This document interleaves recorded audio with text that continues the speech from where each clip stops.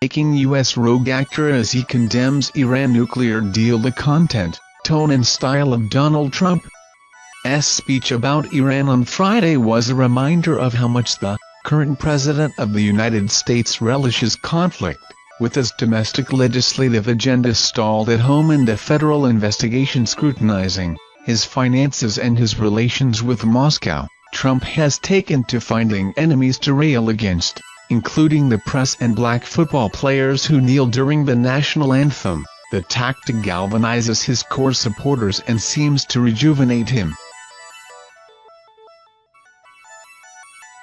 He appeared similarly energized excoriating Iran on Friday.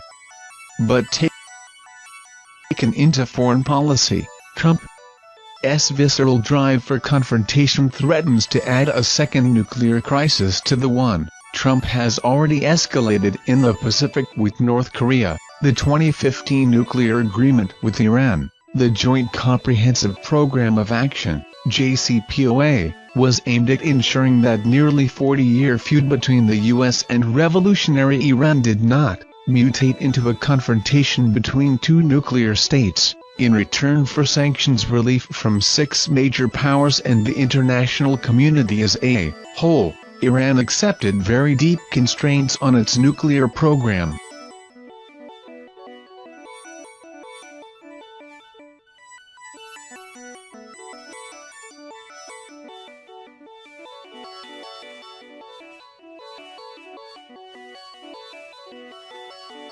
Its current stockpile of enriched uranium, for example, is just over 1% of what it was before the deal. But in the speech, Trump completely ignored the non-proliferation gains represented by the JCPOA, and portrayed the repatriation of Iran's previously frozen assets as money for nothing.